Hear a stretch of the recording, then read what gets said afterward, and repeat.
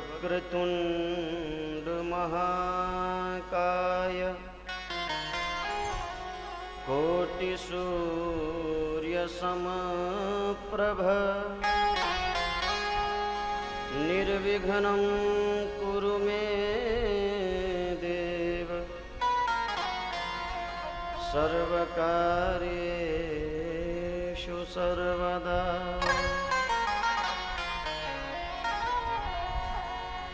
विनायकं गुरुं भानुं ब्रह्मा विष्णु महेश्वरान्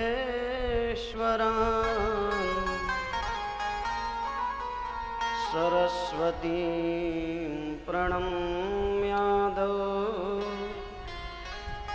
सर्वकार्यार्थसिद्धये। मनोजवं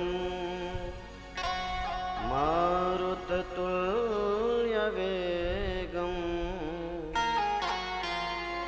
जितेन्द्रियं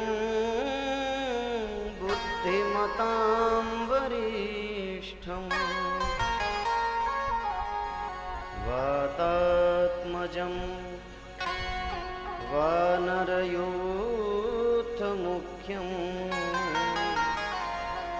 श्रीरामदूतं शरणं प्रपद्ये।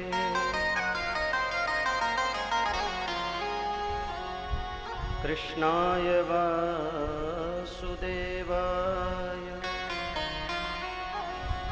देवकीनन्दनाय च नन्दगोपकुमाराय गोविन्दाय नमो नमः।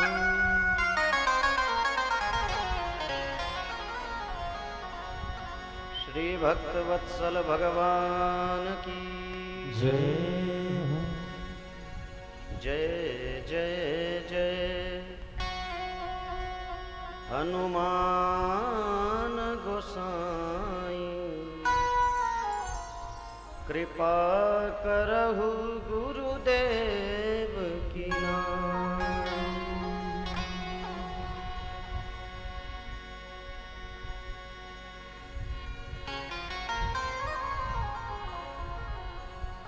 परम कल्याण स्वरूप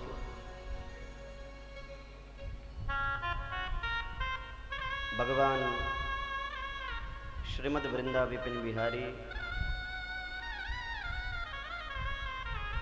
श्री बांके बिहारी सरकार का शब्दमय विग्रह श्रीमद् भागवत महापुराण है।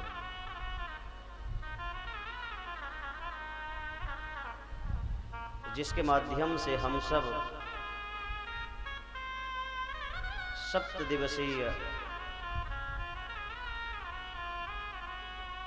भगवत चर्चा करने के लिए इस पवित्र भूमि पर समवेत हुए हैं।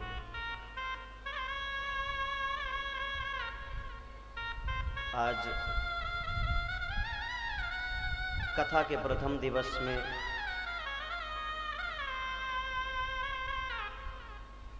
थोड़ा विलंब होने के कारण हम श्रीमद् भागवत के महात्म्य की किंचित चर्चा करेंगे।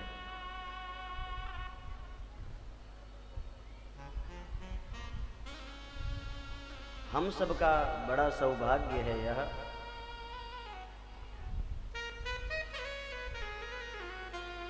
जो समादरणीय गुप्ता परिवार के द्वारा आयोजित यह दिव्य श्रीमद् भागवत कथा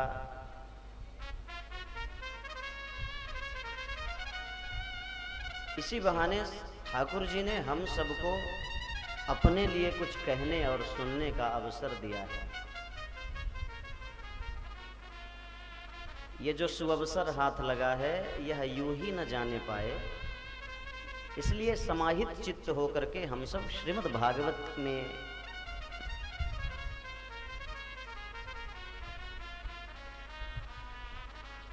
जो वेदों का सार सर्वस्व है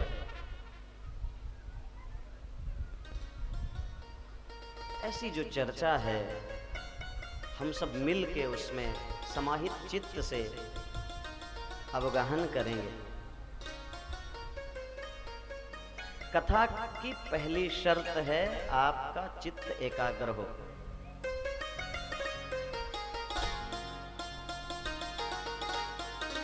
श्रोता सावधानी पूर्वक सुने और वक्ता विचार पूर्वक सुनाए तो कथा कल्याण करती है। वरना ये बात तो आप अपने दिमाग से निकाल ही दो कि भागवत सुनोगे तो वैकुंठ जाओगे। केवल सुनना तो पर्याप्त नहीं है, सुनने के साथ साथ कुछ और भी कंडीशंस हैं।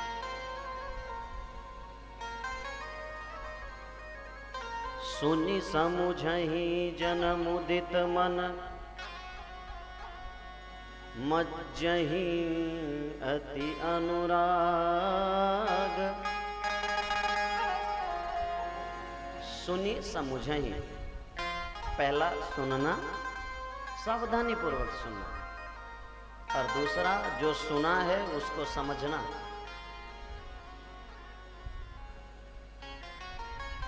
तो जब समझदारी पूर्वक सुनोगे वह कथा फिर कल्याण करती है।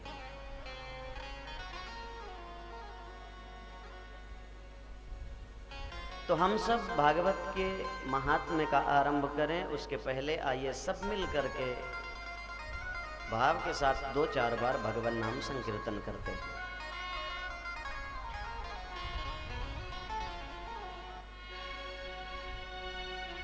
जय जय गोविंद गोविंद गोपाल, जय जय गोविंद गोविंद, जय जय गोविंद गोविंद गोपाल, जय जय गोविंद गोविंद गोपाल, जय जय गोविंद गोविंद गोपाल, जय जय गोविंद गोविंद गोपाल, जय जय गोविंद गोविंद गोपाल, जय जय गोविंद गोविंद गोपाल, जय जय मुरली मनोहर नंदलाल, ओ मेरो मुरली मनोहर नंदलाल, जय जय मुरली मनोहर नंदलाल, जय जय मुरली मनोहर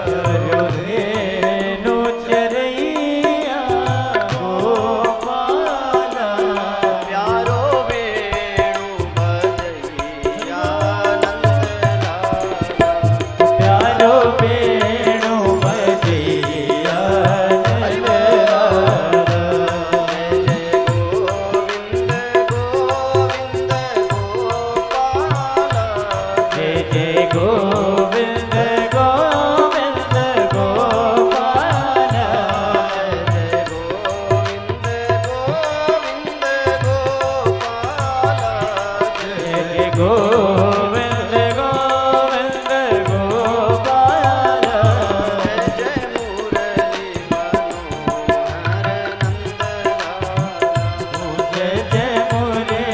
मनोहर नंदलाल जय जय मुरली मनोहर नंदलाल जय मुरली मनोहर नंदलाल जय जय मुरली मनोहर नंदलाल मैया यशोदा को प्यारो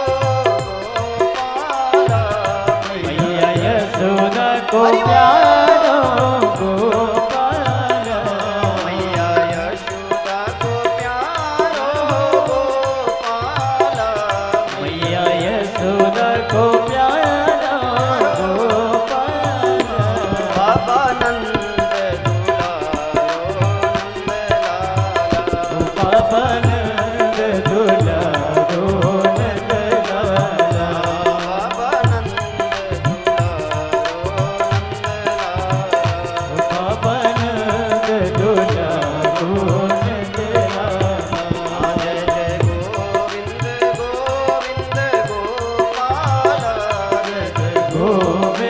गोविंद गोपाला जय जय गोविंद गोविंद गोपाल जय गोविंद गोविंद गोपाला जय जय गोविंद गोविंद गोपाल जय जय मुरली मनोहर नंदलाला ओ जय जय मुरली मनोहर नंदलाला जय जय मुरली मनोहर नंदलाला ओ जय जय मुरली मनोहर नंदलाला जय जय गोपाला जय जय गोपाला जय जय गोपाला ओ जय जय गोपाला जय जय नंदलाला जय जय नंदलाला जय जय नंदलाला जय जय नंदलाला जय जय गोपाला जय जय गोपाला जय जय नंदलाला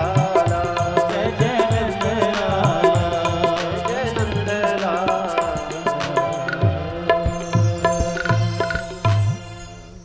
श्री वृंदावन बिहारी भगवान की जय हो श्रीमद्भागवत महापुराण की जय हो जय जय श्री श्री राधेश्याम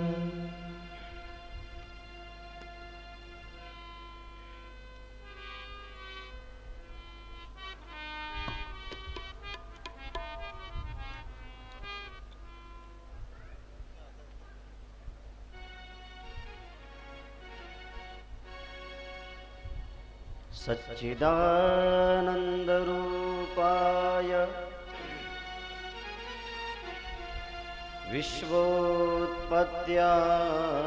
विश्वोत्पत्त्यादिहेतवे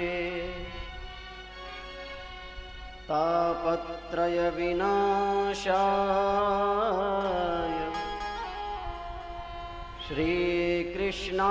श्रीकृष्णाय वयं नुमः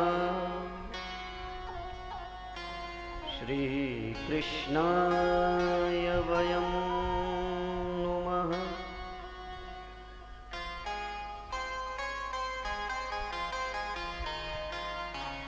सबसे पहले कथा को आरंभ करने से पहले श्रीमद् भागवत महापुराण के महात्म्य के श्रवण की परंपरा है।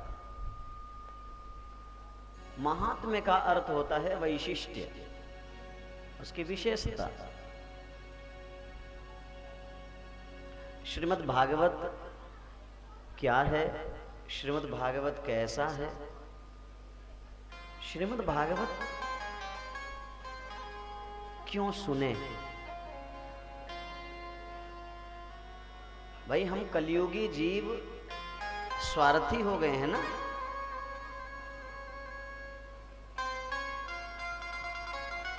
बिना स्वार्थ के तो हम भगवान को एक लोटा पानी भी ना चढ़ाएं। तो ऐसे 3 घंटे बैठ के 7 दिन हम क्यों सुने भागवत।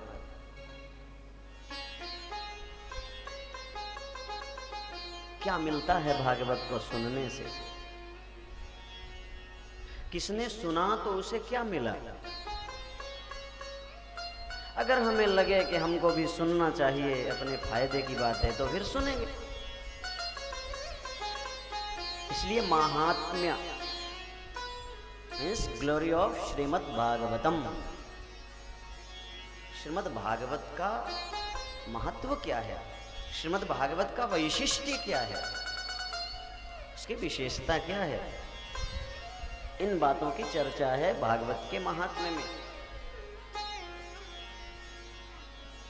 यह भागवत का महात्म्य पद्म पुराण से लिए गए 6 अध्याय हैं। आरंभ के 2 अध्यायों में भक्ति ज्ञान वैराग्य की चर्चा है।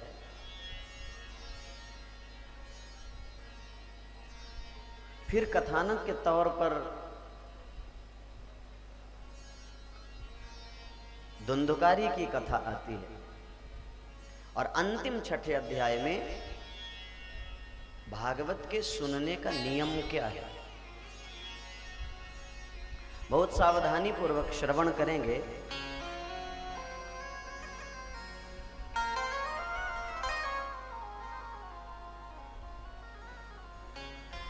जीवन का सबसे महत्वपूर्ण अंग है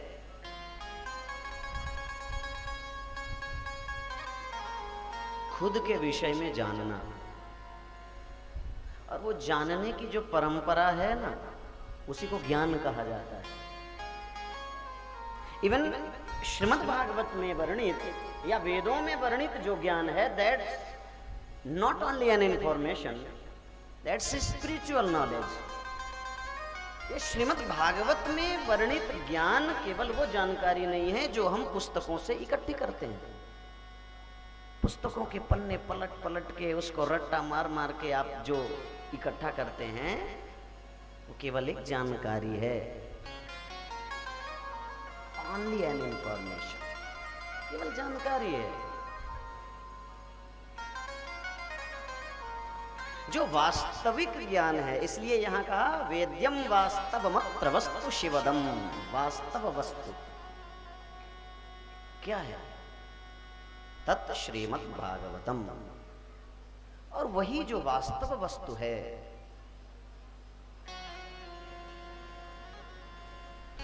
उसे जानने का एक क्रम है श्रीमद् भागवत। ज्ञान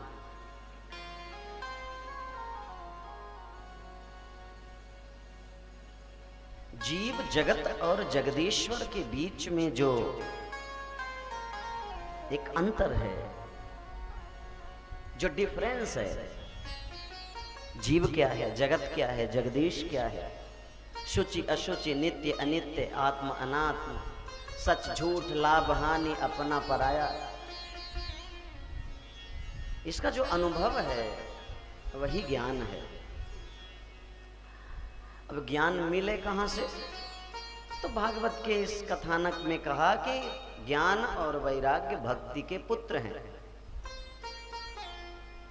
वो भक्ति से प्राप्त होते हैं, भक्ति के बेटे हैं। तो बेटे तब आएंगे जब पहले मां आएगी ना। तो ज्ञान वैराग्य हमारे जीवन में आए, उससे पहले शर्त यह है कि हमारे जीवन में भक्ति आए। वो कैसे आए? तो भागवत से आती है। यदि जीवन में भक्ति का अंकुर प्रस्फुटित हो गया है तो उसको संवर्धन करने का काम श्रीमद् भागवत की कथा करती है। और यदि जीवन में भक्ति पूर्ण रूपेण प्रसुप्त है, वो सोई हुई है, वो नितांत जर्जर अवस्था में है, वो पूर्ण रूप से वार्धक्य को प्राप्त हो गई है, वृद्धावस्था को चली गई है, तो फिर उसको जगाने का काम करती है, उसको प्रकट करने का काम करती है श्रीमद् भागवत की कथा। और पहला ही चैप्टर है ये महात्म्य का। आरंभ करते हुए भगवान वेदव्यास कहते हैं, सच्चिदानंद रूपाय विश्वोत्पत्त्यादिहेतवे तापत्रय विनाशाय श्री कृष्णाय वयं नुमः। वयम, वयम अर्थात हम सब। वयम बहुवचन है, अस्मत् शब्द के प्रथमा विभक्ति का बहुवचन है। अहम, आवाम, वयम। वयम यानी हम सब। श्री कृष्णाय, श्री कृष्ण को, यद्यपि चतुर्थी है, नमः स्वाहा स्वधा वशक के योग में चतुर्थी हो जाती है, तो यहाँ नुमा इसलिए श्री कृष्णाय, श्री कृष्ण को नुमः, नुमः यानी नमस्कार करते हैं। वयम श्री कृष्णाय नुमः, हम सब श्री कृष्ण को नमस्कार करते हैं। क्यों भाई? ये श्री कृष्ण है कौन? किसी के सामने मस्तक झुके, उससे पहले उसको जानना चाहिए। जब तक हम किसी को जानते नहीं तो उसे मानते नहीं, और जब माने नहीं तो ये माथा झुके कैसे? कौन है श्री कृष्ण? तो कहते हैं सच्चिदानंद रूपा, सच्चित और आनंद स्वरूप है जिनका। श्री कृष्ण का स्वरूप क्या है? देखो, बहुत ध्यान से सुनना। ये कृष्ण ने कंस को मार दिया, ये तो खूब सुन लिया, सुन सुन के बाल और दाढ़ी सफेद हो गए, लेकिन बात जहां थी वहीं है। ये राम ने रावण को मार दिया, कृष्ण ने कंस को मार दिया, ये एक कथानक है, ये केवल एक स्टोरी है। और कृष्ण ने कंस को मार दिया, ये सुनने से आप वैकुंठ जाने वाले तो नहीं हो। एक बात आप अच्छे से समझ लो, किसी भी ग्रंथ का उपक्रम जो होता है, किसी भी ग्रंथ के प्राकट्य का जो कारण होता है, उसको समझने के बाद आपको ग्रंथ का विषय समझ में आएगा। वेदव्यास ने भागवत लिखा क्यों? एक वेद के 4 विभाग कर दिए, महाभारत जैसा इतिहास लिख दिया, वेदों के मुख्य भाग को निकाल निकाल करके उपनिषदों को लिख दिया, उपनिषदों का भी अत्यंत सूक्ष्म रूप ब्रह्मसूत्र, जिसे वेदांत कहते हैं, उसको भी लिख दिया, फिर भागवत लिखने की आवश्यकता क्यों हुई? तो बोले, कलयुग के कलुषित प्राणी वेद के अर्थ को समझने में समर्थ नहीं है। तो वेद के अर्थ को समझें कैसे? क्योंकि ऋते ज्ञानान्न मुक्ति, बिना ज्ञान के मुक्ति होगी नहीं। ज्ञान का मुख्य साधन वेद है, वेद के अर्थ को समझेंगे नहीं, मुक्ति होगी नहीं। तो वेदव्यास ने वेद के ही अर्थ को इतिहास और पुराणों के रूप में लिखा था। इसीलिए इतिहास पुराणंच पंचमो वेद उच्यते, इतिहास और पुराणों को 5वां वेद ही कहा जाता है।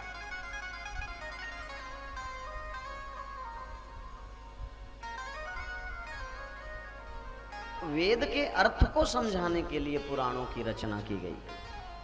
तो यहाँ जो श्री कृष्ण के स्वरूप का वर्णन हो रहा है, बिल्कुल भी मोर मुकुट लगाए 3 जगह से टेढ़ा, काली कमली बाला, मुरली बाला, घुंघराली अलकों वाला, वो वृंदावन विपिन बिहारी, राधा के चारों तरफ चक्कर काटने वाला नहीं है। वो तो आपका मन लगे उसमें, इसलिए उसको इतना सुंदर बताया। श्री कृष्ण का स्वरूप क्या है? श्री कृष्ण का वस्तुतः वास्तव रूप क्या है? बोले सत्य, चित और आनंद। उसका एक रूप है सत्य। सत्य है जो अपरिवर्तनीय है,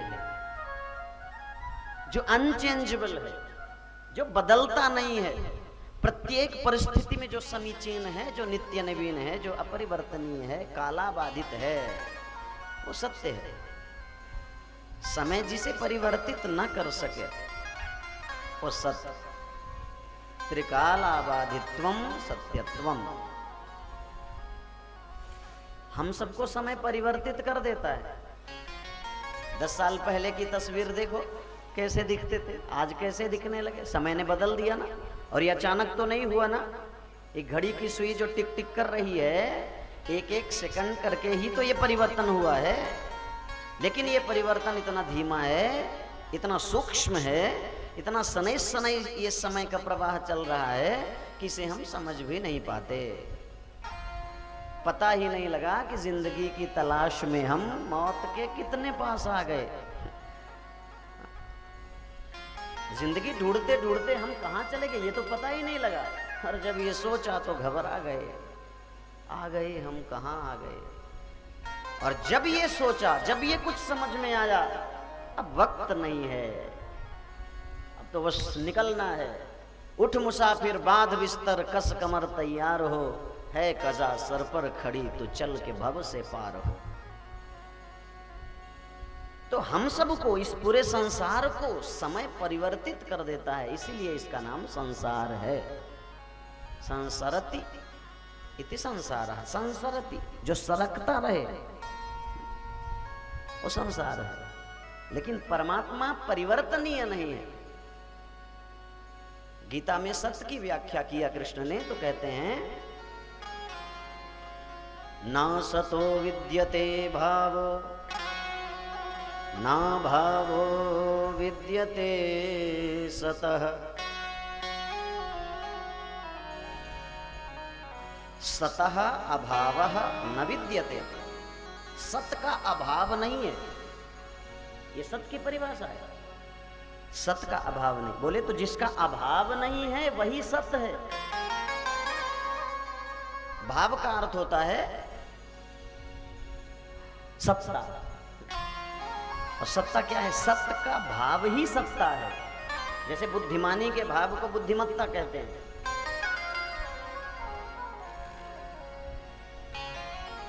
वैसे ही सत्य के भाव को सत्ता कहते हैं।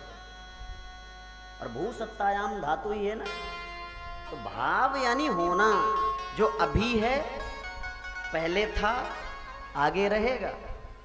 यानी ये भूत भविष्य वर्तमान का चक्कर जहां नहीं है वो सत्य है। ना सतो विद्यते भावो असतः भावः न विद्यते। जिसका नित्य भाव नहीं है, जिसकी नित्य सत्ता नहीं है, वो असत है, जिसका अभाव है। और जिसका कभी अभाव न हो वही सत्य है। तो परमात्मा पहले भी था, आज भी है और आगे भी रहेगा। और दूसरा रूप बताया चित। चिति संज्ञाने धातु है, ज्ञान के अर्थ में। संज्ञाने न तो केवलम ज्ञाने अभी तो संज्ञाने, सम्यक रूपेण ज्ञानम संज्ञानम। जो संपूर्ण ज्ञान है। संपूर्ण ज्ञान बोले तो अज्ञान का जहां लेश मात्र भी भाव नहीं है, अज्ञान की जहां संभावना ही नहीं है। सूरज ने कभी अंधेरा देखा क्या? सूरज से पूछो, अंधेरे को जानते हो? वो पूछेगा किस गली के, किस मोहल्ले, किस मकान में रहता, हम तो आज तक नहीं जानते। सूर्य के सामने अंधकार, सूर्य की अनुपस्थिति का नाम ही अंधकार है। तो जैसे सूर्य के सामने अंधकार की कोई सत्ता ही नहीं है, ठीक वैसे ही अज्ञान की सत्ता जिसके सामने टिकती ही नहीं है वो चित स्वरूप श्री कृष्ण। और तीसरा आनंद, ये बड़े काम की चीज है, इसे ध्यान से सुनना, क्योंकि हर व्यक्ति आज इसी के पीछे भाग रहा है। हर व्यक्ति केवल आनंद के पीछे भाग रहा है। हम कथा कहते हैं, हमें आनंद आता है, इसलिए आप इसलिए बैठे कि आपको सुनने में आनंद आता है। अरे चोर जेब भी काटता है ना, तो इसलिए कि उसे वहां आनंद आता है। आनंद ये बड़े कमाल की चीज है।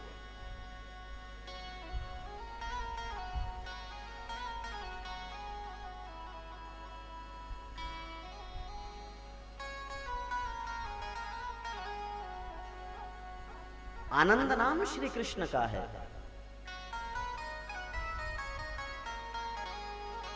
वो उसका एक रूप है।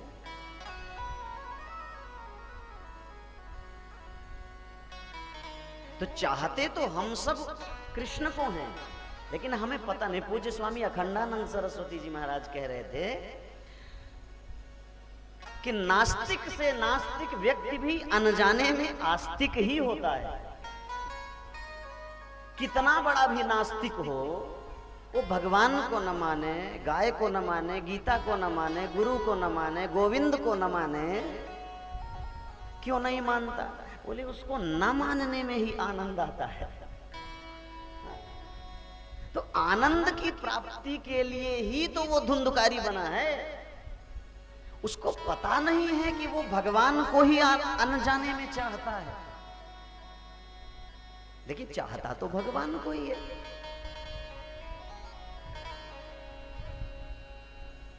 हम सब आनंद की ही खोज में तो हैं।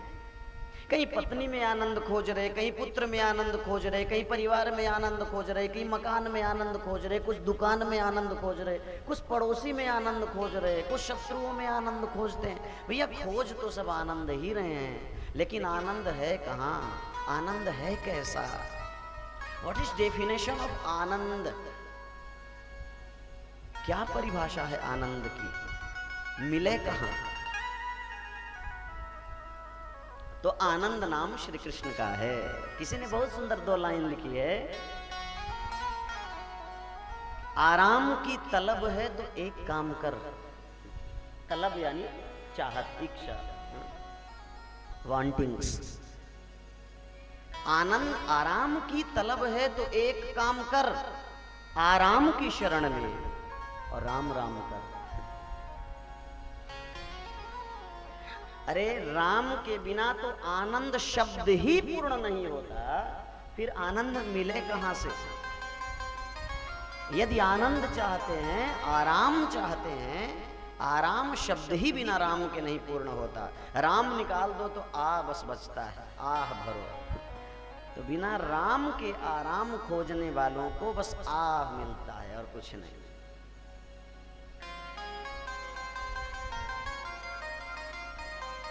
तो श्रीमद् भागवत महापुराण में श्री कृष्ण का नाम आनंद है। तो सत वही सत्य, नारायण का ही एक नाम सत्य है, इसलिए उसे सत्य नारायण कहा। सत्य नारायण कोई अलग से नहीं है। और पंडित जी लोग सत्यनारायण की कथा बांचते हैं, उसमें सत्य नारायण की अलग से तो कोई कथा नहीं आती। उसका जो मूल तत्व है वो ये है कि एक ब्राह्मण था, गरीब था, उसने संकल्प किया भीख मांगने से जो मिलेगा उससे भगवान की पूजा करेंगे, व्रत करेंगे, और उसने वैसा ही किया। यानी जैसा कहा वैसा किया, सत्य, बस हो गई कथा। और फिर एक कथा आती है वो बनिया की, सेठ जी की। अब सेठ जी मतलब जो जिसका दिमाग मिनिमम इन्वेस्टमेंट और मैक्सिमम प्रॉफिट, बिजनेस का यही तो फॉर्मूला होता है, कम लागत ज्यादा फायदा।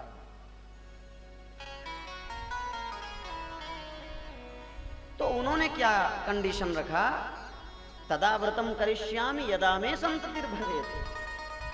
कहीं देखा व्रत करते, पूछा क्यों पूजा कर रहे हैं? बोले ये सत्यनारायण भगवान का व्रत है, इससे मनोकामनाएं पूर्ण होती। उसने कहा हम भी व्रत करेंगे, लेकिन कब? जब बेटा या बेटी होगा तब। अब बेटा बेटी हो गई, फिर भी बेटी हो गई, फिर भी व्रत नहीं किया, असत्य नारायण का काम कर दिया ना। ये असत्य नारायण की कथा है। पत्नी ने कहा कि व्रत तो कर लो, बेटी हो गई है, अब बड़ी भी हो गई। तो बोले सेठ जी कि क्यों बेवजह इतना खर्च करूं?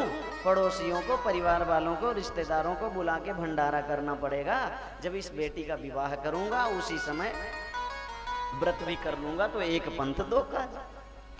ले ठीक है, लेकिन संयोग से बेटी का विवाह हो गया, तब भी व्रत नहीं किया, न पूजा किया, और असत्य नारायण कर दिया। फिर बाद में वो बड़ा दुखी होता है, वो कथा है। तो कहने का तात्पर्य ये है, बेईमान से बेईमान व्यक्ति भी चाहता है कि सामने वाला हमसे ईमानदारी से पेश आए। झूठे से झूठा व्यक्ति भी ये एक्सपेक्ट करता है कि हमसे कोई झूठ ना बोले।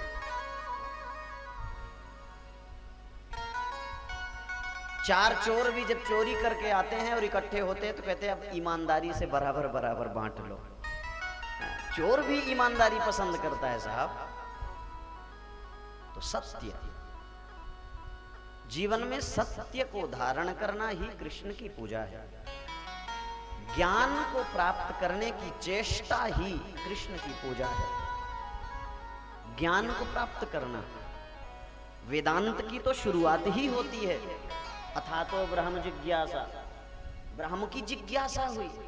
तैत्तरीय उपनिषद भी कहता है, यतो वा इमानि भूतानि जायन्ते येन जातानि जीवन्ति यत् प्रयन्त्यभिसंविशन्ति तद् ब्रह्म तद् विजिज्ञासस्व, तद् विजिज्ञासस्व। उसको जानने की चेष्टा करो। और तैत्तरीय उपनिषद के इसी मंत्र से ब्रह्म सूत्र यानी वेदांत का आरंभ करते हैं वेद व्यास। अथा तो ब्रह्म जिज्ञासा, ज्ञान की इच्छा, ये पूजा है। और तीसरी बात, आनंद कहां मिलेगा? भगवान के पास। गोस्वामी तुलसीदास जी ने तो बहुत सुंदर आनंद का परिचय दिया। भैया आनंद चाहते हो तो सुनो कहां मिलता है। आनंद का एड्रेस आपको बता देता हूं, आनंद का इंट्रोडक्शन आपको करवा देता हूं, सुनो। भगवान वशिष्ठ भगवान श्री रामचंद्र जी का नामकरण कर रहे हैं। कहते हैं, जो आनंद सिंधु सुख राशि, सी करते त्रैलोक सुपासी। जो आनंद सिंधु सुख राशि, सी करते त्रैलोक सुपासी। जो सुख धाम राम असनामा, सो सुख धाम राम असनामा। जो सुख धाम राम असनामा, सो सुख धाम राम असनामा। अखिल लोकदायक विश्राम। हो अखिल लोकदायक विश्राम। जो आनंद सिंधु सुख राशि, सी करते त्रैलोक सुपासी। जो आनंद सिंधु सुख राशि, सी करते त्रैलोक सुपासी। जो आनंद सिंधु, जो आनंद का समुद्र है। समुद्र कहने का तात्पर्य यह है कि हम सबके पास पानी के जितने भी स्रोत हैं वो समुद्र से ही आते हैं। पानी का जो मुख्य आधार है वो समुद्र है। उसी समुद्र से फिर वाष्पीकरण के द्वारा बादल बनते हैं और पानी बरसता है। तो जैसे हम सबके जीवन का आधार जो जल है उसका मुख्य आधार समुद्र है, वैसे ही हम सबके जीवन में जो भी किंचित लेश मात्र आनंद है,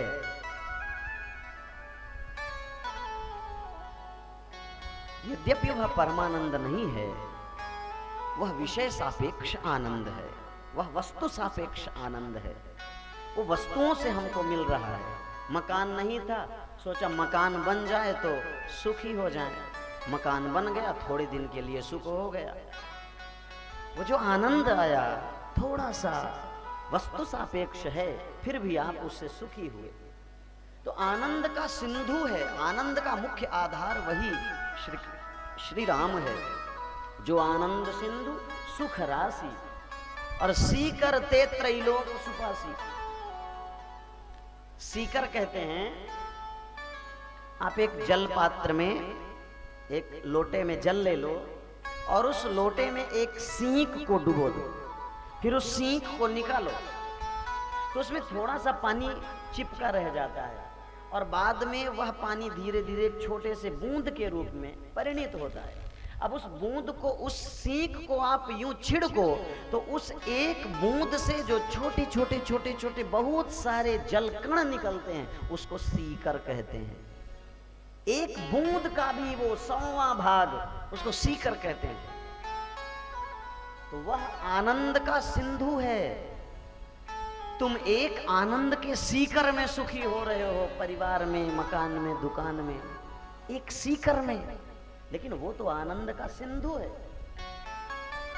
उस सिंधु के एक सीकर मात्र से पूरा संसार सुखी हो रहा है भैया। जिसको वो सांवला सलोना बांके बिहारी मिल जाए, उसके आनंद का तो फिर कहना क्या।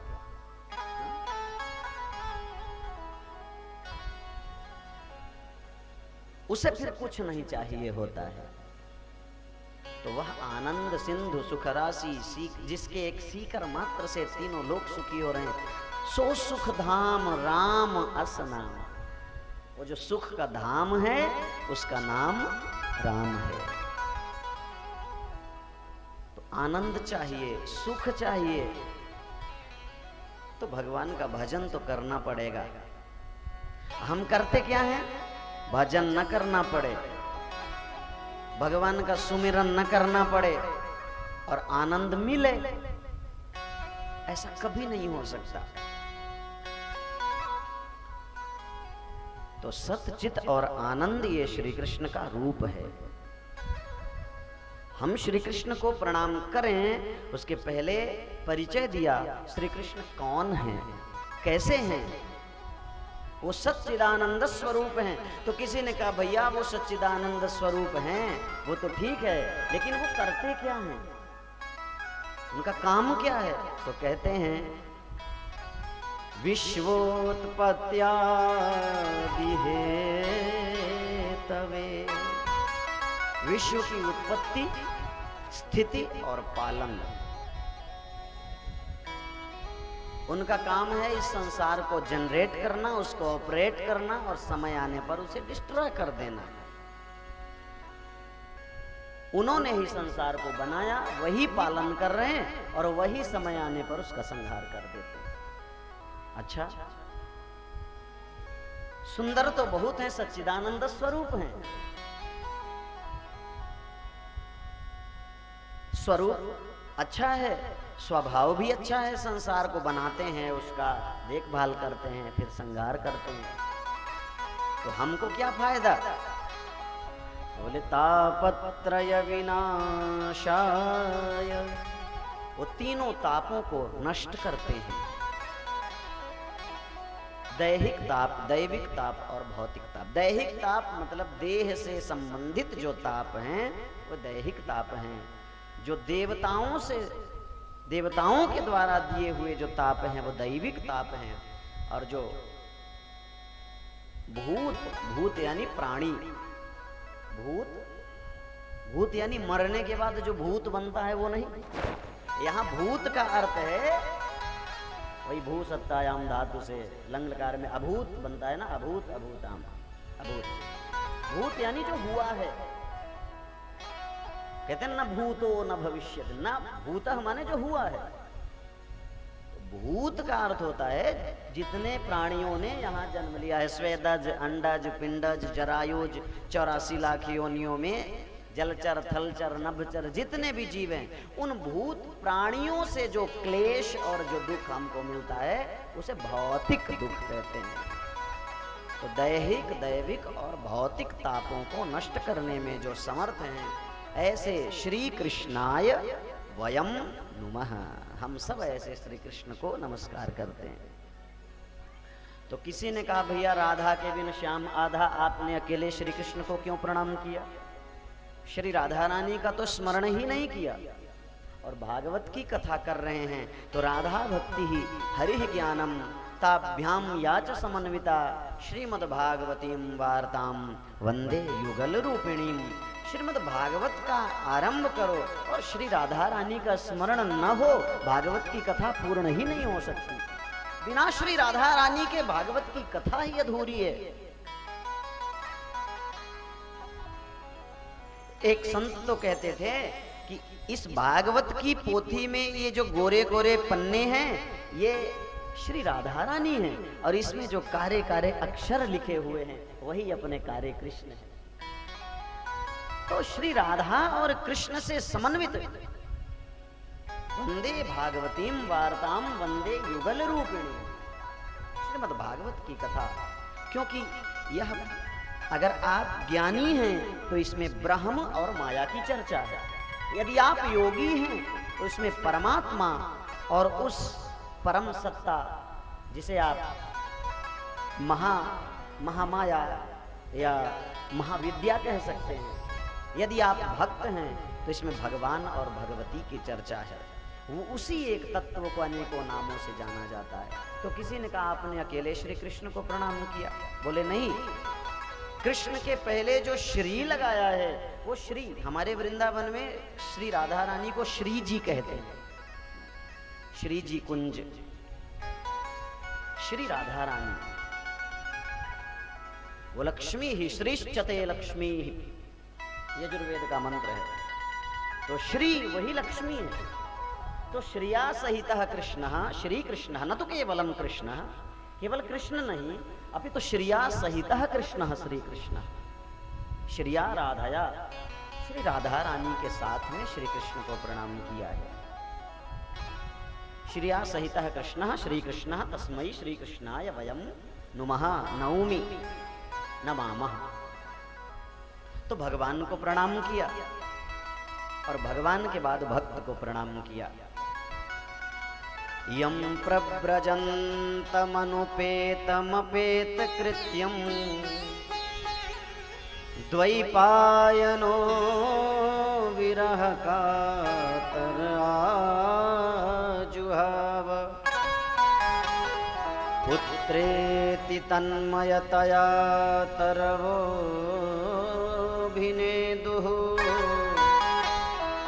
तं सर्वभूतहृदयं मुनिमानतोऽस्मि। अनुपेतम अपेत कृत्यम, यज्ञोपवीत आदि संस्कार भी जिनका नहीं हुआ है, ऐसे भगवान श्री सुखदेव मातृगर्भ से बाहर आते ही वन की ओर चल दिए। इतनी प्रतीक्षा के बाद पुत्र का जन्म हुआ है और वह पुत्र जन्म लेते ही घर छोड़ के वन में जा रहा है, तो पिता के मन में क्लेश होना तो स्वाभाविक है। पीछे पीछे वेद व्यास जा रहे हैं और पुत्रेति, पुत्र पुत्र पुकार रहे हैं। उस घने जंगल में जब वेद व्यास पुत्र पुत्र कह के पुकारते हैं तो ऐसा लगता है जैसे तरवह अभिनेदुः। किसी घने जंगल में या किसी गहरे कुएं के पास आप जा करके कुछ बोलोगे तो जो शब्द आप बोलोगे वही वापस आपको सुनाई देगा। तो ऐसा लगा जब वेद व्यास की आवाज जा करके वृक्षों से, पर्वत कंदराओं से, गुह उपत्यकाओं से टकरा करके वापस आई तो उन्हें अपना ही शब्द सुनाई दिया, पुत्र पुत्र। ऐसा लगा जैसे तरवह अभिनेदुः, जैसे पेड़ों ने उत्तर दिया, अभिनेदुः उत्तरम ददुः। ऐसा लगता है पेड़ों ने पुत्र पुत्र कह करके पुकारा। अरे वेद व्यास, आप जिसको अपना पुत्र समझते हैं वो केवल आपका पुत्र नहीं है, वह तो साक्षात परमात्मा है, सर्वभूत हृदय। हृदय का अर्थ होता है, वैसे तो मन होता है, हृदय का अर्थ होता है हृदि आयते निवसति इति, जो हृदय में निवास करे, जो सबके हृदय में बसे, जो सबके मन में बसे। और सबके हृदय में निवास करने वाला कोई सामान्य प्राणी नहीं होता, वो केवल भगवान होता है, अखिलांतरात्मा।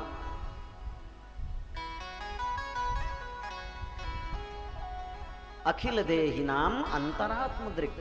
यहाँ सर्वभूत हृदय सुखदेव को कहा है, यानी सुखदेव कोई सामान्य सांसारिक प्राणी नहीं है, वो साक्षात परब्रह्म है। ऐसे सर्वभूत हृदय सुखदेव जी को प्रणाम किया। क्यों? कोई भी काम करने से पहले भगवान का स्मरण करना चाहिए, भगवत स्मरण करना चाहिए। तो सबसे पहले भगवान को प्रणाम किया, फिर भक्त को प्रणाम किया। और अब कथा का क्रम स्टार्ट करते हैं। तो कहते हैं, नैमिषे सूतमासीन मभिवाद्य महामतिम कथामृत रसास्वाद कुशलः शौनको ब्रवीत् कुशलः शौनको ब्रवीत्। नैमिषारण्यक तीर्थे, नैमिषारण्य तीर्थ में शौनक इत्यादि 88,000 ऋषि सहस्र वर्ष पर्यंत चलने वाला स्वर्ग की प्राप्ति के लिए एक यज्ञ कर रहे हैं। यज्ञ के कार्यों से जो समय बचता है उसमें बैठकर वे सत्संग करते हैं। क्यों? खाली बैठेंगे तो पड़ोसी की चुगली करेंगे ना। पूजा पाठ से जब उठते हैं, कथा से जब बाहर निकलते हैं, तो फिर शुरू हो जाता है, अपना अलग ही चैप्टर शुरू होता है। तो यज्ञ से जो समय बचता है उसमें भगवत संबंधी चर्चा करते हैं। 88,000 ऋषि श्रोता के रूप में बैठते हैं और वक्ता के रूप में व्यासपीठ पर सूत जी महाराज विराजमान होते हैं। शौनक इत्यादि ऋषि उनसे प्रश्न करते हैं और सूत जी उनके प्रश्नों का उत्तर देते हैं। तो व्यासपीठ पर विराजमान सूत जी को अभिवादनं कृत्वा अभिवादन किया और कथामृत रसास्वाद कुशल शौनक जी ने अब्रवीत पूछा। कथामृत रसास्वाद कुशल, ये शौनक जी की विशेषता है। शौनक जी का विशेषण दिया तो कहते हैं कथामृत रसास्वाद कुशल। कथा सुनने में जो कुशल हैं, कथा सुनने में जो एक्सपर्ट हैं। देखो, सुनाना आ जाए ये तो बड़ी बात है, लेकिन सुनना आ जाए ये भी कुछ कम नहीं है। आज लोगों ने सुनना छोड़ दिया, लोगों के सुनने की परंपरा बदल गई। अब वो लोग वो नहीं सुनना चाहते हैं जो शास्त्र कहना चाहते हैं। अब लोग वो सुनना चाहते हैं जैसा वो चाहते हैं, जैसा लोग चाहते हैं। यदि वक्ता वैसा बोले तो ठीक है, यदि वक्ता शास्त्रानुकूल चर्चा शुरू कर दे तो श्रोता फिर सोता है और यहीं पर गड़बड़ हो जाती है। श्रोता जब तक श्रोता है, वक्ता तब तक वक्ता है, और श्रोता जब सोता है तो वक्ता फिर बकता है। तो कथा सुनने में कुशल हैं शौनक जी। उन्होंने पूछा सूत जी से, अज्ञानध्वांत विध्वंस कोटि सूर्य समप्रभ सूताख्या ही कथा सारम मम कर्ण रसायनम। हे सूत जी, आप हमें कथाओं का सार सुना दो, क्योंकि अज्ञान रूपी अंधकार को नष्ट करने के लिए आप करोड़ों सूर्यों के समान हैं। अब हमें ऐसी कथा सुना दो जो कानों को अच्छी लगे।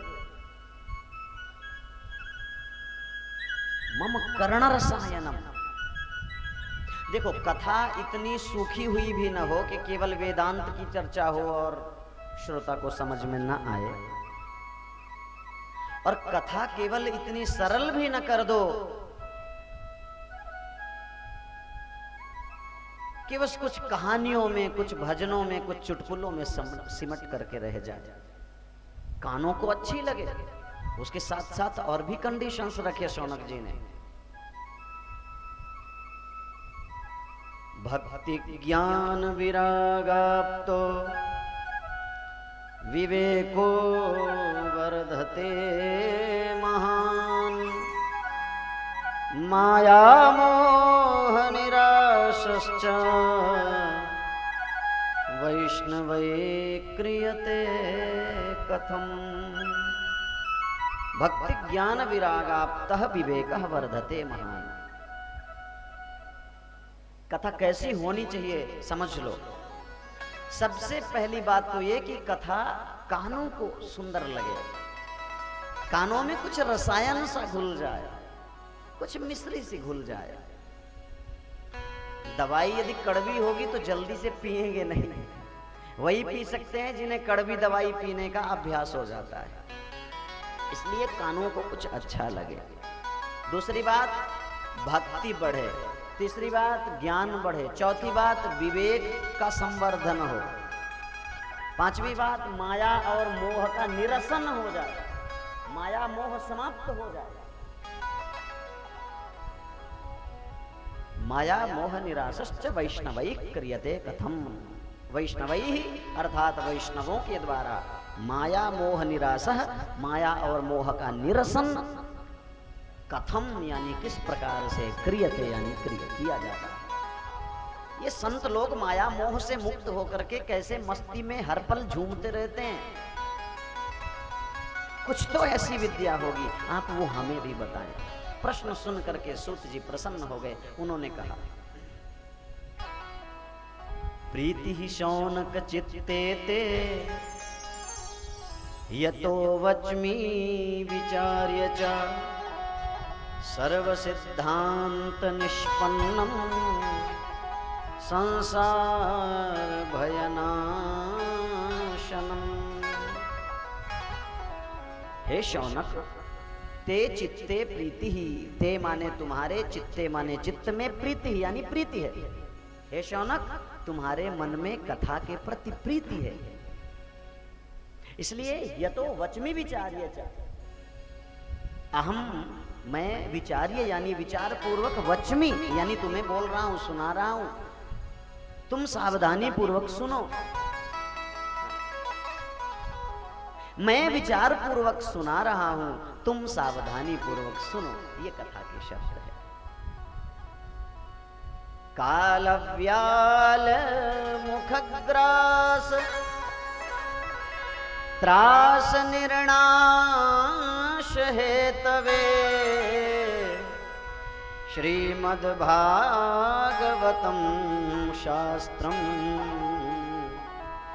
कलौ कीरेण भाषितम। काल व्याल मुखग्रास त्रास निर्णाश हेतवे, काल रूपी व्याल का ग्रास बन के बैठे हुए मनुष्य के त्रास को निर्नाश करने के लिए शुकदेव ने श्रीमद् भागवत की कथा सुनाई है। काल, बहुत ध्यान से सुनना, ये भागवत की शुरुआत है। किसी भी ग्रंथ की शुरुआत, मध्य और अंत बड़ा कठिन होता है।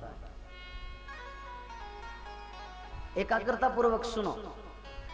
काल रूपी व्याल, व्याल कहते हैं सर्प को, काल रूपी व्याल का ग्रास बना हुआ है प्रत्येक जीव।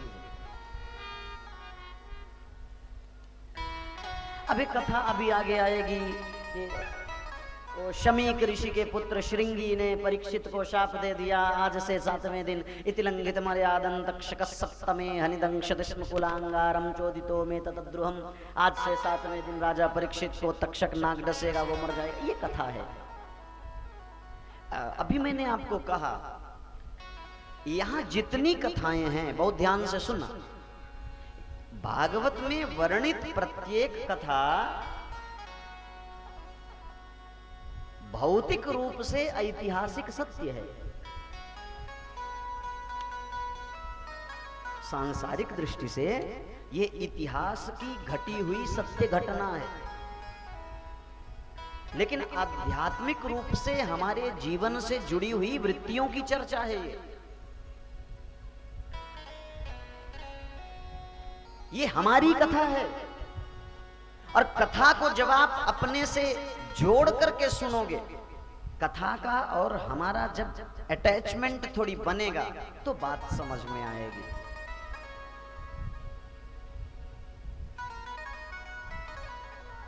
विदाउट एनी डिस्टेंस बिटवीन, हमारे और आपके बीच में कोई, हमारे और आपके बीच में कहने का तात्पर्य वक्ता और श्रोता के बीच में, कथा के बीच में और श्रोता के बीच में कोई अंतर न रह जाए तो कथा कल्याण करती है। नबी नहीं तो अभी आप सुनोगे महात्म में, हजारों की संख्या में बैठे हुए श्रोताओं में से किसी के लिए विमान नहीं आया, केवल एक धुंधुकारी के लिए आया, क्योंकि कथा से जुड़ नहीं पाए श्रोता। तो कथा को समझना है। काल रूपी सर्प हम सबको अपने मुख में ग्रास बना करके बैठा हुआ है। एक काल रूपी सर्प है।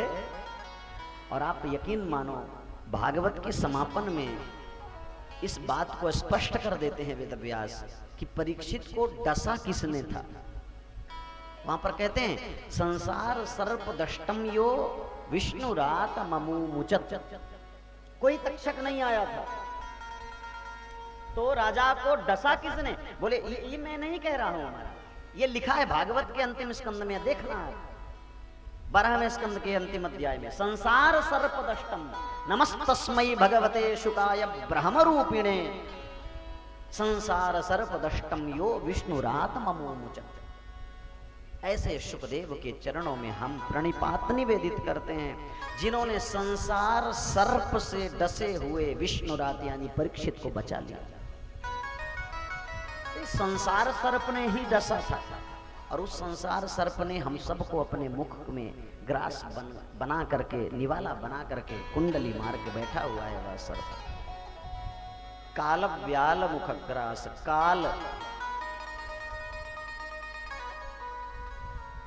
काल का अर्थ होता है समय। लोग कहते हैं ना, किसी से कह दो तुम्हारा काल आ गया तो कांप जाते हैं, जैसे वो भैंसे में बैठ करके काल दंड लेकर के आएगा, हमारी खोपड़ी में वो दंड बजाएगा, हम मर जाएंगे। काल का सीधा सा मतलब है भैया समय। अब बोलते हैं ना वर्तमान काल, भूतकाल, भविष्य काल। काल, ये जो काल है ना, ये जो समय है ना, यही सर्प है और इसी ने परीक्षित को डसा था। इसका यही अर्थ है भागवत की कथा का।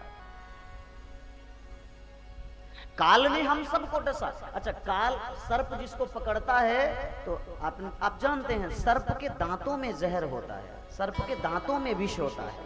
तो जब वो सर्प के दांत किसी के शरीर में चुभ जाते हैं तो उसको विष लगता है। विष लगेगा तो विष के कुछ लक्षण भी होते हैं। धीरे धीरे आंखों में दिखना कम हो जाता है, कानों में सुनाई भी नहीं देगा, स्मृति विभ्रम होने लगता है, प्राण संरोध होने लगता है और फिर व्यक्ति मर जाता है कुछ घंटों में। तो हम सबको संसार रूपी सर्प ने पकड़ रखा है, तो उसका भी तो कुछ लक्षण दिख रहा होगा। बोले हाँ होता है ना, ये बाल सफेद होने लगते हैं सबसे पहले, फिर आंखों में दिखना कम हो जाता है, फिर कानों में सुनाई देना कम हो जाता है, कमर कमान की तरह धीरे धीरे झुक जाती है, मुंह पोपला हो जाता है, आंखें कोटरों में धंस जाती हैं, चेहरे में झुर्रियां पड़ जाती हैं, कमनीयता रह नहीं जाती, आकर्षण न जाने कहाँ खो जाता है और फिर धीरे धीरे आदमी ऊपर सिधार जाता है। ये संसार रूपी सर्प ने हम सबको पकड़ रखा, यही संसार सर्प है और इसी ने परीक्षित को डसा था।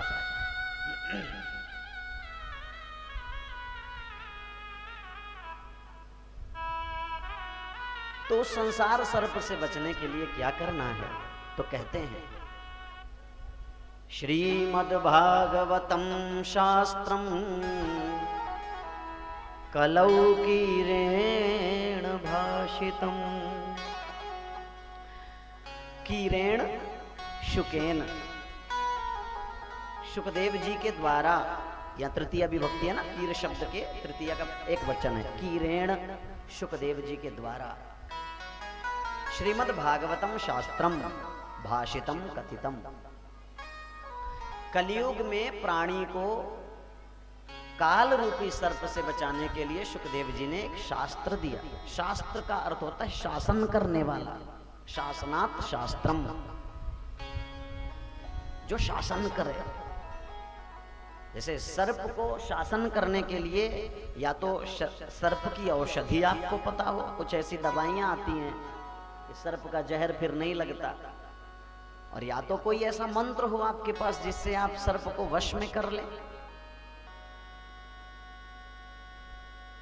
तो शुकदेव रूपी तोते के यहाँ शुकदेव भगवान को शुक नहीं कहा, कीर कहा। कीर मतलब तोता।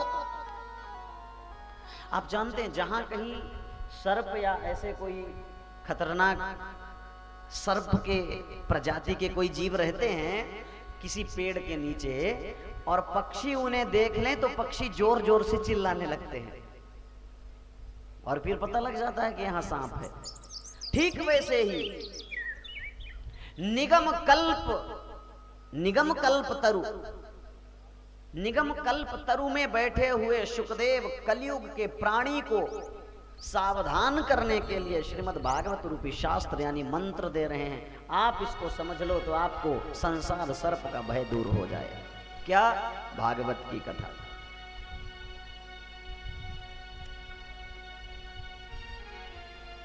ये काल व्याल सबके सिर पर बैठा है।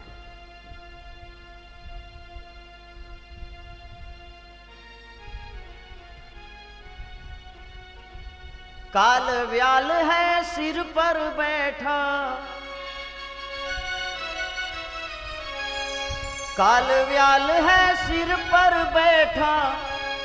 भागवत के इन्हीं श्लोकों का अर्थ मैंने भजन के रूप में लिखा है।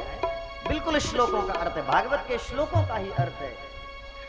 काल व्याल है सिर पर बैठा, मुक्ति का कुछ तो जतन करो रे, हरि भजन करो, हरि भजन करो,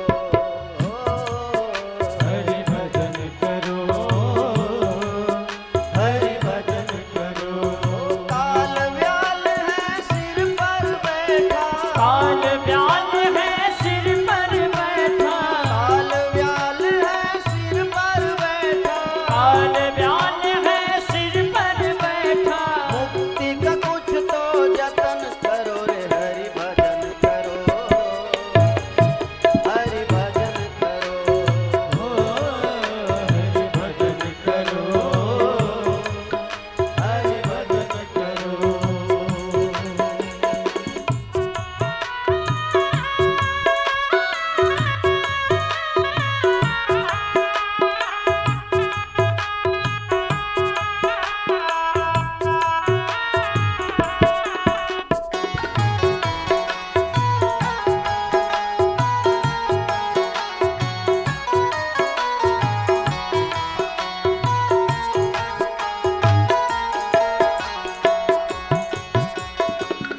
वेद वृक्ष को गलित मधुर फल, शुक मुख परस सरस अति निर्मल।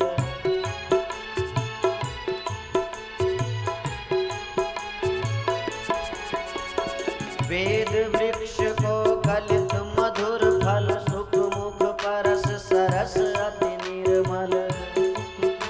सरस्वती निर्मल।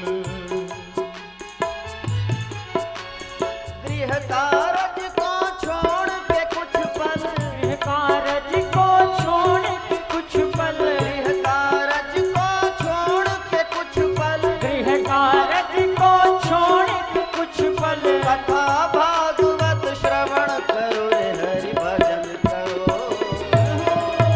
हरि भजन करो,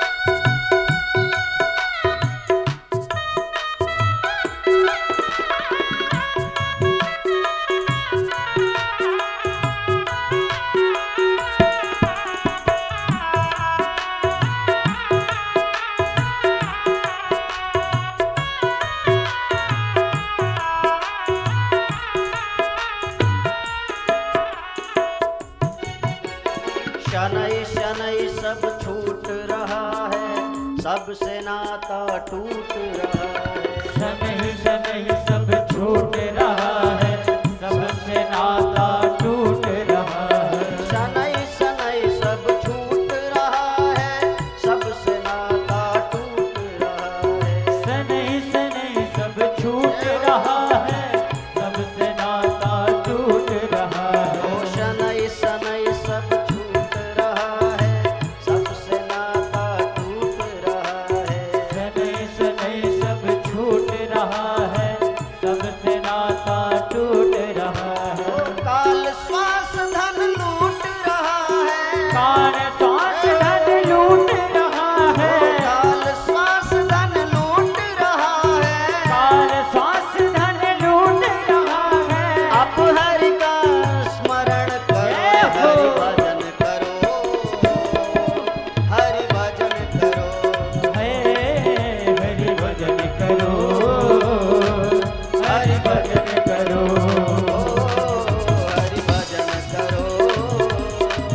हरि भजन करो, हरि भजन करो। हरि भजन करो, हरि भजन करो। हरि बोल।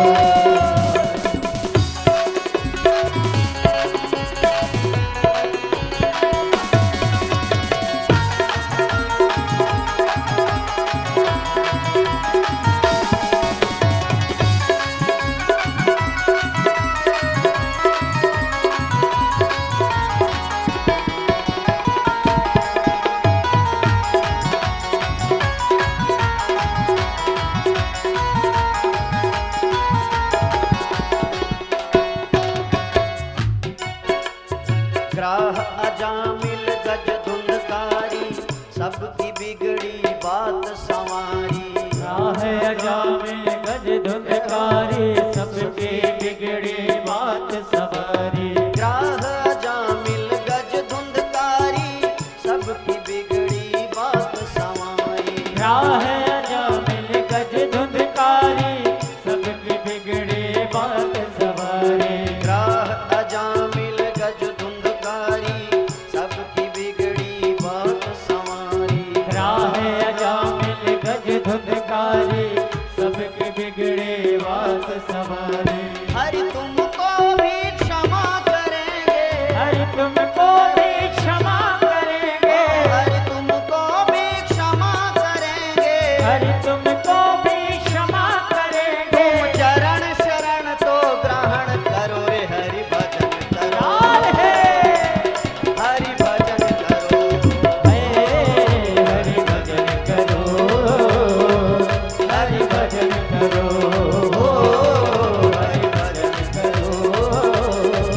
हरि भजन करो। काल व्याल है सिर पर बैठा, काल व्याल है सिर पर बैठा, काल व्याल है सिर पर बैठा। काल व्याल है सिर पर बैठा। मुक्ति का कुछ तो जतन करो रे, हरि भजन करो, हरि भजन करो। हरि भजन करो, हरि भजन करो। हरि भजन करो, हरि भजन करो, हरि भजन करो। हरि भजन करो, हरि भजन करो, हरि भजन करो, हरि भजन करो। बोलिए भक्त वत्सल भगवान की जय हो। ऐसे ची ची नहीं करना है, हाँ? जय थोड़ी जोर से बोलना है, ऐसा लगे कि हाँ भोजन मिलता है। हाँ, दिखने में अच्छे खासे दिखते हैं, जय बोलते हैं तो ऐसा लगता है किसी ने सख्त मना कर रखा है। खबरदार यदि जोर से जयकार किया तो। हाँ। जय शब्दो नमः शब्दः शंख शब्दास तथैव च। जयकार हो तो जोर से बोलना चाहिए।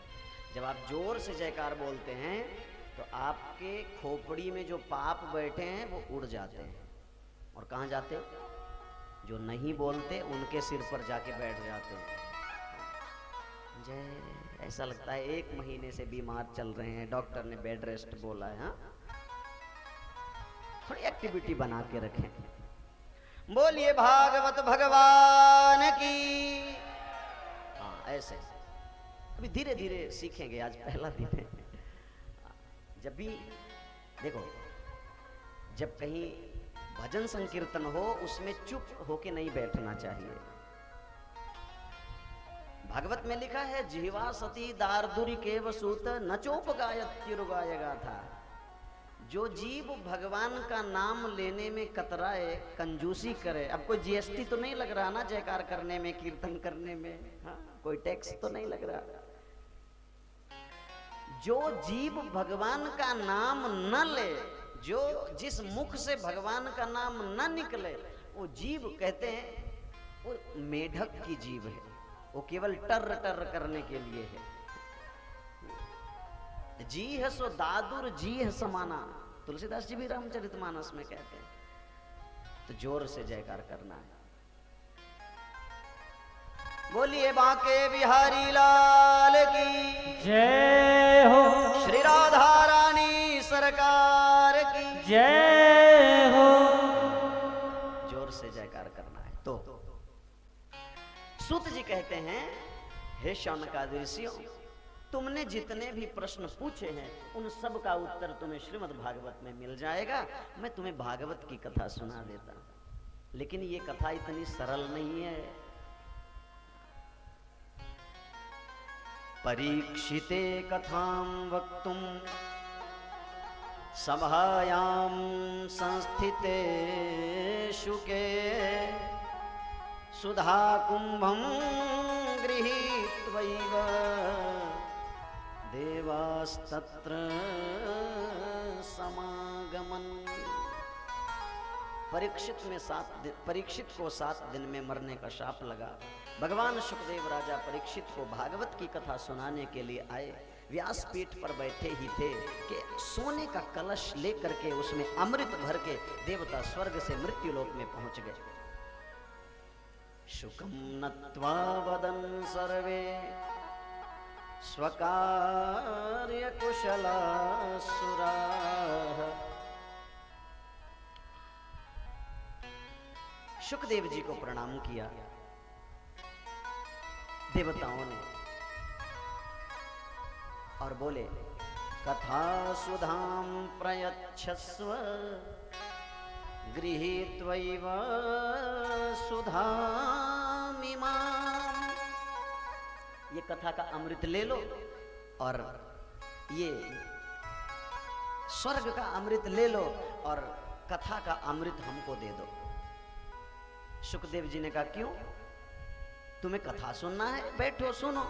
देवताओं ने कहा, नहीं नहीं, ये अमृत हम लाए हैं।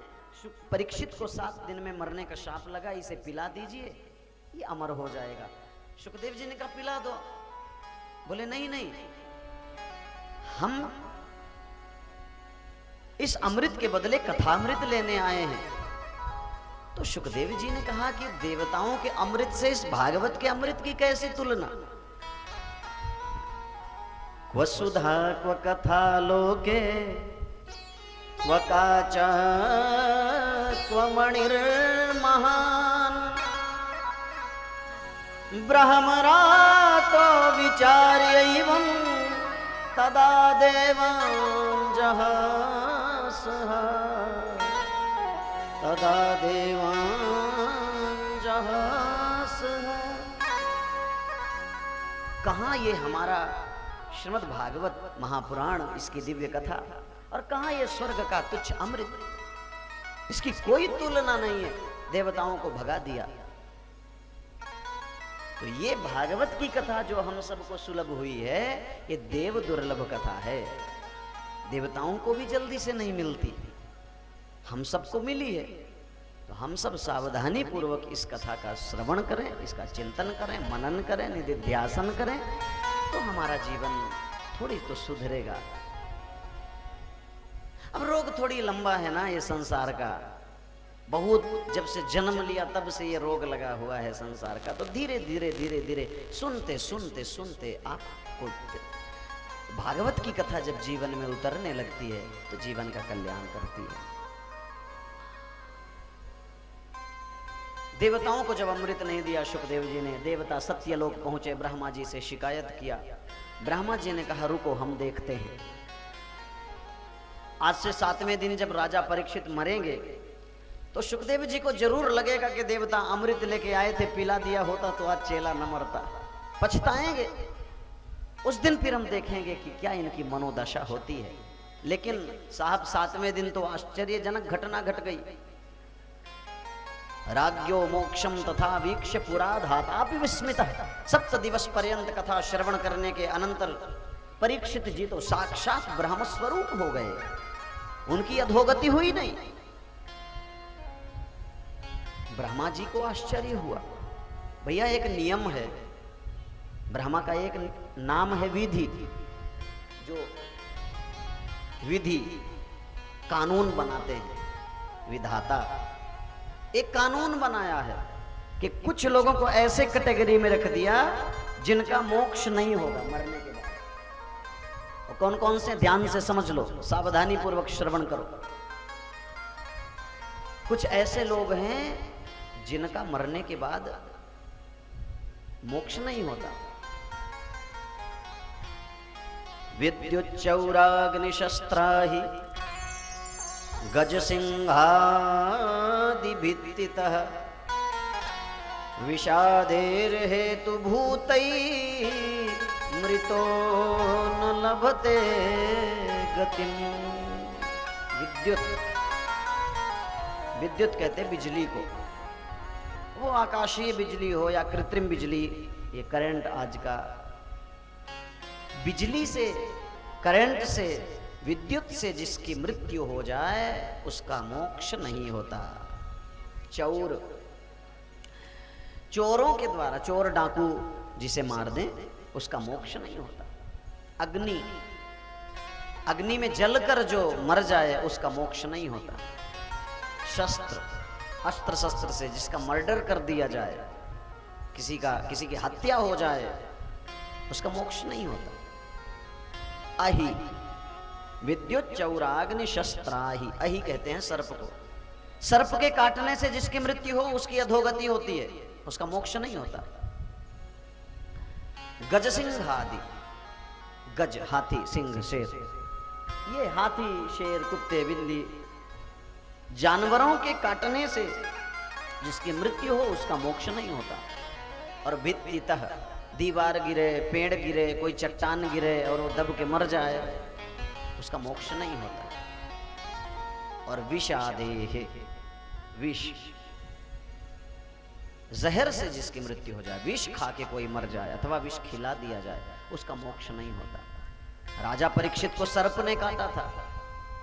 और राज्ञः मोक्षम, राज्ञः यानी राजा का, मोक्षम मोक्ष, वीक्ष्य, वीक्ष्य यानी देखा। तो धातापि विस्मितः, धातापि विधाता अपि विस्मितः, आश्चर्यचकितः। ब्रह्मा को आश्चर्य हुआ कि एक नियम है, एक कानून है, एक लॉ मैंने बना दिया है, सर्प के काटने से जिसकी मृत्यु होगी उसका मोक्ष नहीं होगा, और यहाँ तो 7 दिन में राजा का मोक्ष हो गया। आश्चर्यजनक घटना घट गई, ऐसा हुआ कैसे? तो ब्रह्मा जी ने निश्चित किया कि भागवत कोई सामान्य ग्रंथ नहीं है, भागवत कोई सामान्य पोथी नहीं है। मेरे द्वारा बनाए गए कानून का उल्लंघन करने की सामर्थ्य केवल 2 लोगों में है, एक नारायण में और दूसरे शिव में। तो श्रीमद् भागवत के अनुसार शिव ब्रह्मा के पुत्र होते हैं। एक योग्य बेटा बाप की आज्ञा का उल्लंघन नहीं करता, शिव तो ऐसा करेंगे नहीं। अवश्य ही यह श्रीमन नारायण का काम है, अवश्य ही भगवान विष्णु की कृपा है। तो भागवत से मोक्ष हुआ है, ब्रह्मा ने प्रमाणित कर दिया कि यह श्रीमद् भागवत साक्षात भगवान विष्णु का ही स्वरूप है, यह भागवत साक्षात नारायण का स्वरूप है। श्रीमद् भागवताख्योऽयं प्रत्यक्षः कृष्ण एव ही, यह साक्षात कृष्ण ही है इसलिए श्रीमद् भागवत को हमारे यहाँ भागवत भगवान कहते हैं। श्री भागवत भगवान की है आरती। ये भागवत साक्षात भगवान है। हे शौनक, यह दिव्य श्रीमद् भागवत की कथा ब्रह्मा से नारद जी ने सुनी थी। नारद जी को अपने पिता ब्रह्मा से मिली थी। और भागवत 7 दिन में सुनना चाहिए, ये परंपरा नारद जी को सनकादि ऋषियों से प्राप्त हुई थी। जैसे ही शौनक जी ने सुना कि 7 दिन में नारद जी ने भागवत की कथा श्रवण की, तो शौनक जी ने प्रश्न कर दिया सूत जी से,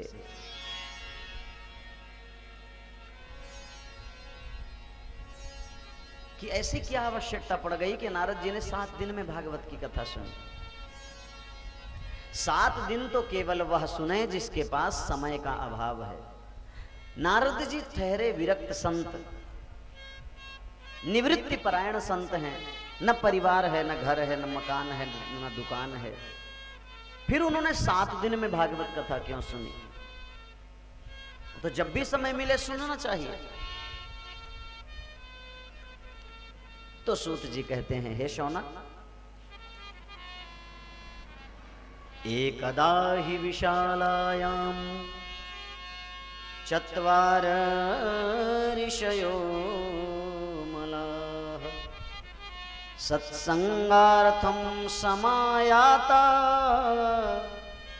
ददृशुस्तत्र नारदम्। एक बार की बात है, बद्रीनाथ धाम में सनत, सनंदन, सनातन और सनत कुमार, ये 4 ऋषि सत्संग के लिए आए थे।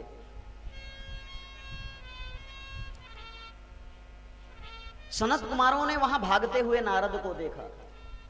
सामने नारद जी भागे चले जा रहे थे। तो सनत कुमारों ने पूछा, कथम ब्राह्मण दीन मुख कुतश्चिंतातुरो भवान त्वरितं गम्यते कुत्र कुतश्चागमनम तब। अरे नारद जी, कथम दीन मुख, हे ब्राह्मण, आपका मुख मलिन क्यों है? आपका मुख मुरझाया हुआ क्यों है? एक संत के हृदय में जो प्रसन्नता होती है वो नहीं है। आप चिंतित से दिख रहे हैं। बताओ तो सही, आपके मन में कौन सी चिंता है? संत तो वो होता है कि जिसके सामने चला जाए उसकी भी चिंता और संताप का शमन कर देता है। हमेशा प्रसन्न रहने वाले नारद को, हमेशा दूसरे को प्रसन्नता देने वाले नारद को आज मैं खुद अप्रसन्न देख रहा हूं। कारण क्या है? कहां से आ रहे हैं, कहां को जा रहे हैं? तो नारद जी ने कहा, महाराज, बात थोड़ी लंबी है, चर्चा थोड़ी बृहद है। अब चर्चा शुरू करेंगे तो वक्त ज्यादा हो जाएगा, और आज विलंब से कथा शुरू हुई थी, इसलिए बस महात्मा की चर्चा को आरंभ करके हम यहीं पर कथा को विश्राम देंगे। अब नारद जी कल बताएंगे कि क्यों चिंतित हैं, क्यों दुखी हैं, कहाँ से आए हैं, कहाँ को जा रहे हैं। आज यहीं पर वाणी को विश्राम दें। उसके पहले आइए सब मिल करके भाव के साथ 2-4 बार भगवान नाम संकीर्तन करेंगे। उसके बाद आरती का दर्शन करेंगे और प्रसाद लेकर के ही सब लोग अपने गंतव्य स्थान को जाएं। बिना प्रसाद लिए कोई न जाए। इस कथा के आयोजक इतना सुंदर व्यवस्था किया है हमारे अखिलेश भैया ने। सुखपूर्वक बैठ करके आप कथा श्रवण करिए और कथा के पश्चात प्रसाद लेकर के ही आप सब जाइए। आइए सब मिल करके 2-4 बार भगवान नाम संकीर्तन करते, उसके बाद आरती का दर्शन करेंगे हम सब।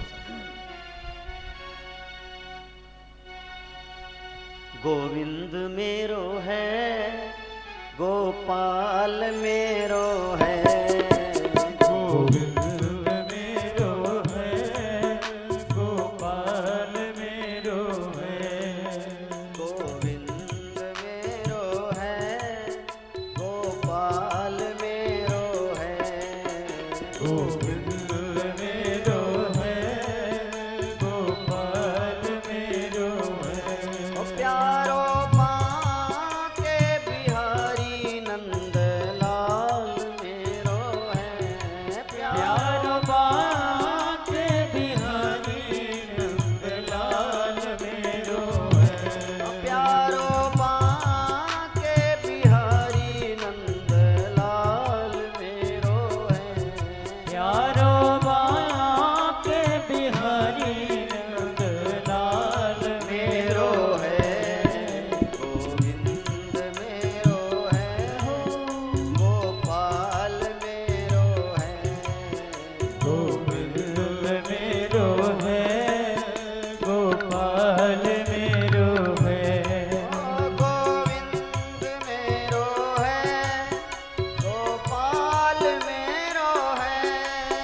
गोविंद मेरो है, गोपाल मेरो है।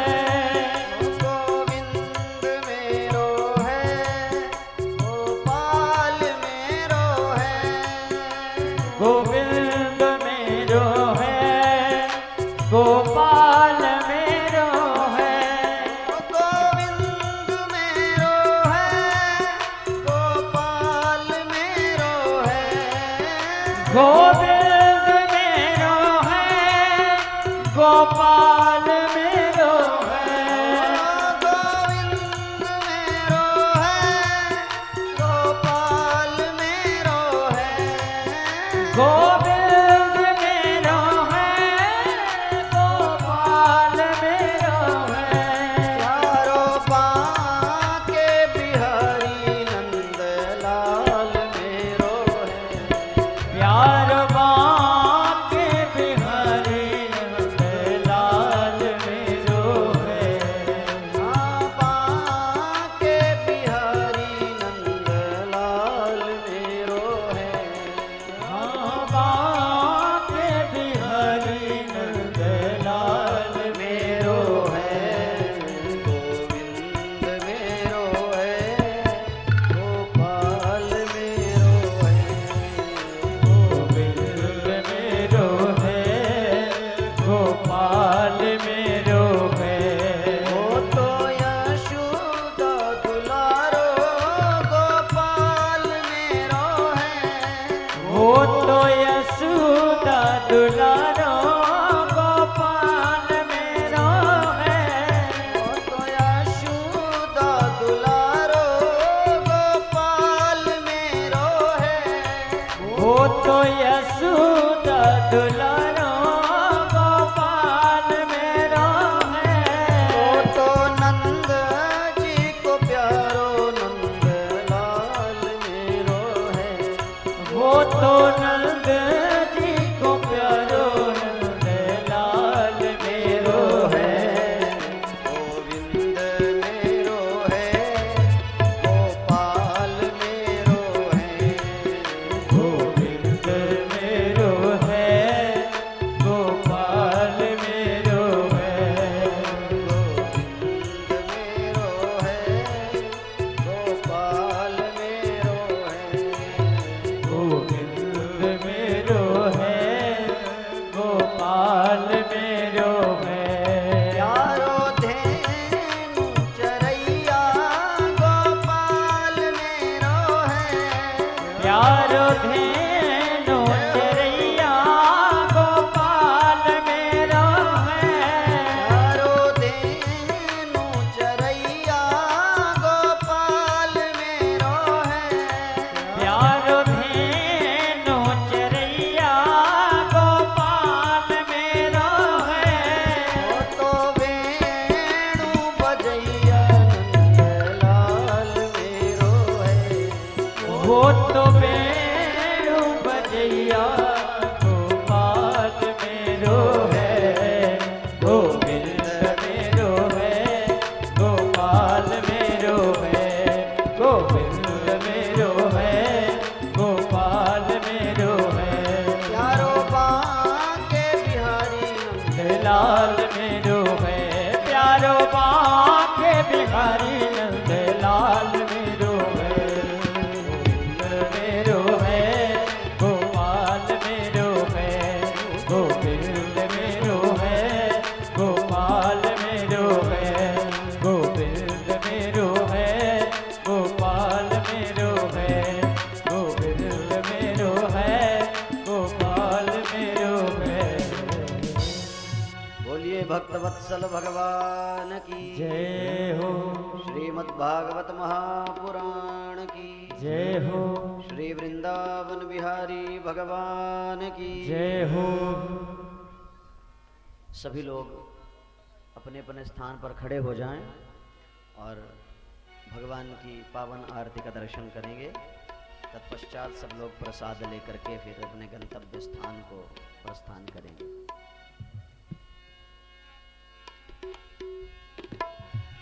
श्री भागवत भगवान की है, आरती।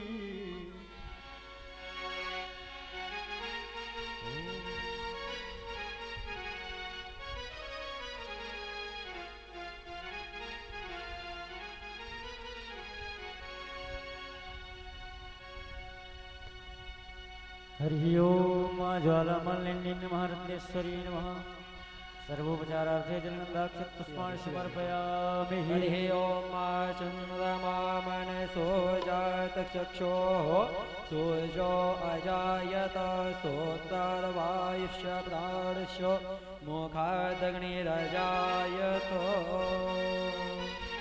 श्री भागवत भगवान की है आरती, पापियों को पाप से है तारती। श्री भागवत भगवान की है आरती, पापियों को पाप से है तारती। श्री भागवत भगवान की है आरती, पापियों को पाप से है तारती। श्री भागवत भगवान की है आरती, पापियों को पाप से है तारती।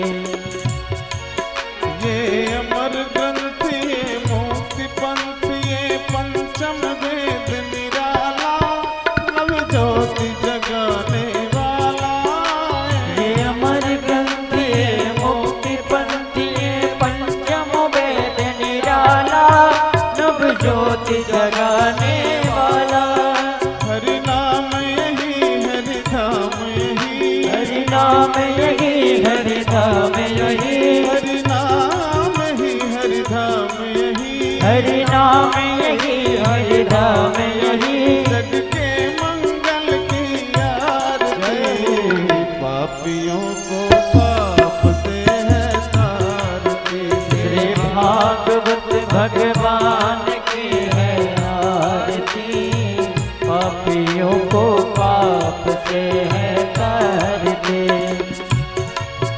ये शांति गीत पावन पुनीत, पापों को मिटाने वाला, हरि तरस कराने वाला।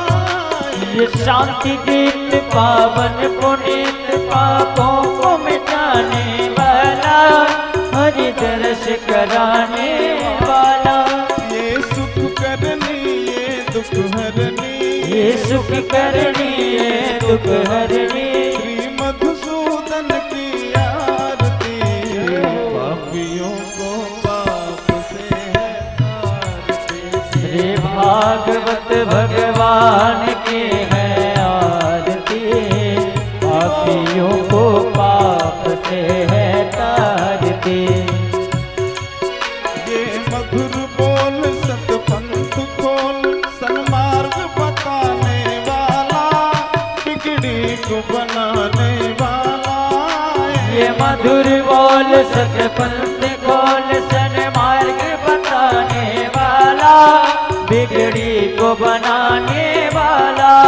श्री राम यही घनश्याम यही, श्री राम यही घनश्याम यही। प्रभु के महिमा की आरती, पापियों को पाप से है तारती।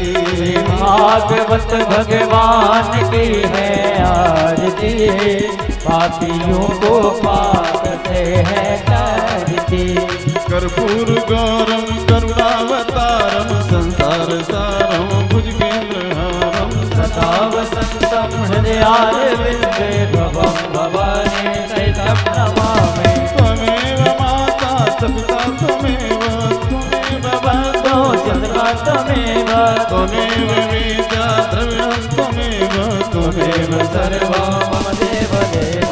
हरे राम राम राम हरे हरे, हरे कृष्ण कृष्ण कृष्ण हरे हरे। हरे राम राम राम हरे हरे, हरे कृष्ण कृष्ण कृष्ण हरे हरे। हरे राम राम राम हरे हरे, हरे कृष्ण कृष्ण कृष्ण हरे हरे। हरे राम राम राम हरे हरे, हरे कृष्ण कृष्ण कृष्ण हरे हरे। हरे राम राम राम हरे हरे, हरे कृष्ण हरे हरे राम राम राम हरे हरे हरे कृष्ण कृष्ण कृष्ण हरे हरे हरे राम राम राम हरे हरे हरे कृष्ण कृष्ण कृष्ण हरे हरे हरे राम राम राम हरे हरे हरे कृष्ण कृष्ण हरे हरे पापियों को पाप से पापियों को पाप से पापियों को पाप से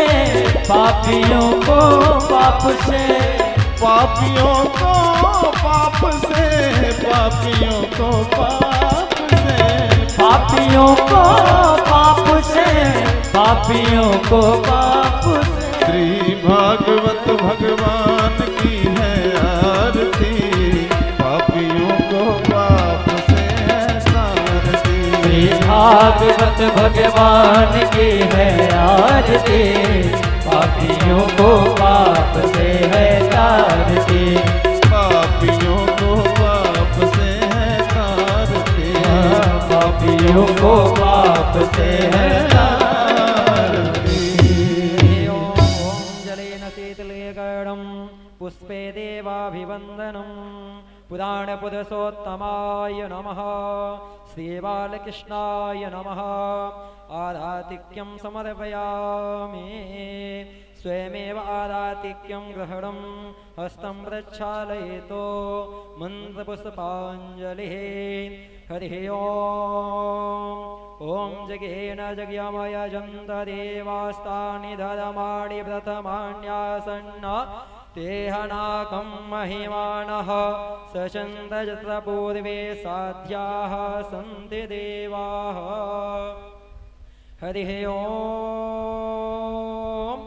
नन्दनन्दनाय विद्महे यशोदानन्दनाय धीमहि तन्नः श्रीकृष्णः प्रचोदयात् नानासुगन्धिपुष्पाणि यथा कालोद्भवानि च पुष्पाञ्जलिर्मया दत्तो गृहाणा परमेश्वरो सुमन सुगन्धित सुमन लये सुमन सुगन्धे अपार पुष्पांजलि अर्पण करो प्रभु करो स्वीकार पुराण पुरुषोत्तमाय नमः मंत्र पुष्पांजलिं समर्पयामि। प्रिय श्रीमद्भागवत महापुराण की जय हो। नारायण भगवान की जय हो। सुखदेव भगवान की जय हो। रामचंद्र भगवान